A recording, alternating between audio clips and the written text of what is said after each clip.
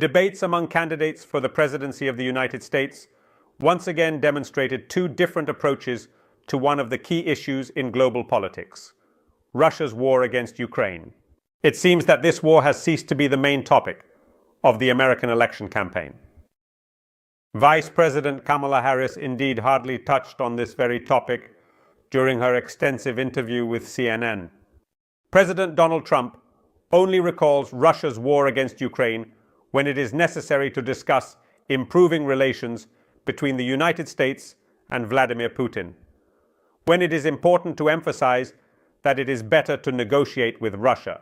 However, during these debates, both candidates for the presidency of the United States had to directly respond to the question about their stance on the further developments in the war between Russia and Ukraine. And as expected, Kamala Harris stated that she is a supporter of the approach. The current president of the United States, Joe Biden, and will work for Ukraine's victory in this war. Of course, it is very important to specify the very concept of victory. For me, this means, for example, that Russia will not be able to force Ukraine to abandon its sovereignty and its own choices, and that Ukraine will be able to become a member of NATO and the European Union. The question of Ukraine's territorial integrity will never be called into question by the international community, even if Russian troops manage to control Ukraine's sovereign territories for some time in the future. However, Donald Trump did not speak at all about Ukraine's victory in this war. Even when asked about it by the debate moderators, the former president of the United States spoke exclusively about the need to end the war, and that he would be able to sit Vladimir Putin and Volodymyr Zelensky down at the negotiating table. This is an approach that is unlikely to be realistic, in any practical sense. But most importantly, this approach can hardly indeed be called a values-based approach. Donald Trump demonstrates that he does not care much about who is the aggressor and who is the victim in this war, who violated international law and who became a victim of the violation of international law, who occupied foreign territories and annexed them, and who is striving to regain their own territories and restore international law. The former president of the United States is focused solely on the issue of ending the war, and at the same time, he claims that it contradicts the facts that millions of people have already died in this war. That is why it needs to be concluded, even, as far as I understand, without any guarantees that this war will truly be stopped for a long time, and that its end will signify the triumph of justice and the values for which the United States has always fought. And thus we really see two completely different, I would say opposing approaches, not only to Russia's war against Ukraine, but also to American foreign policy as such. Kamala Harris would like this policy to be a policy of values. And this is exactly what President Joe Biden was talking about when he made the decision to support Ukraine in its confrontation with the Russian Federation after Vladimir Putin invaded the neighboring country on February 24, 2022.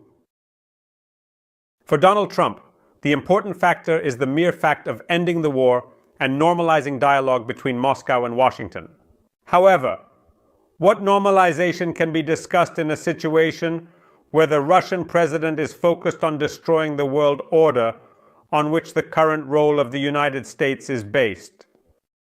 If Putin succeeds in achieving victory over Ukraine, turning the neighboring country into a satellite of Russia or annexing its territory to Russia, this will automatically lead to a situation where the role of the United States in the modern world will be far less significant than it is today. And that the United States, like European countries, will have to reckon with the ambitions of dictators.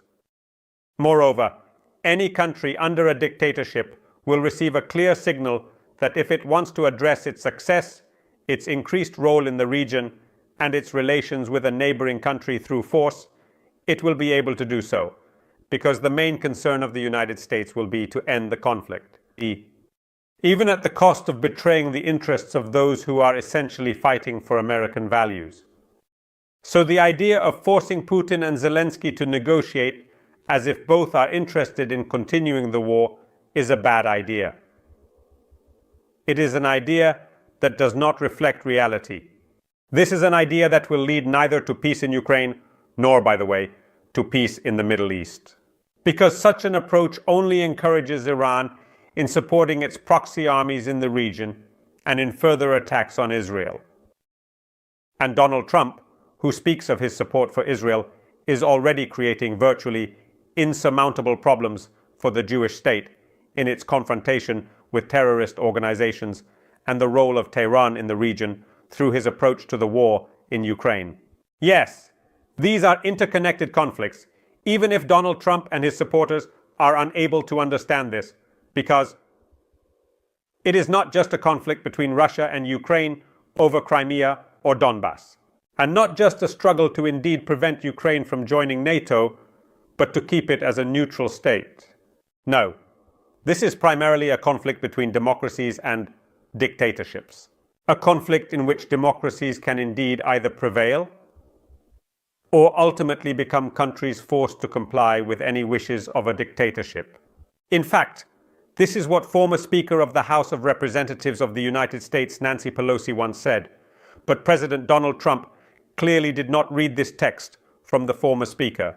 He mentioned Nancy when the discussion turned to security at the Capitol on that fateful day when supporters of the former American president stormed the building of the United States Congress. Thank you, friends.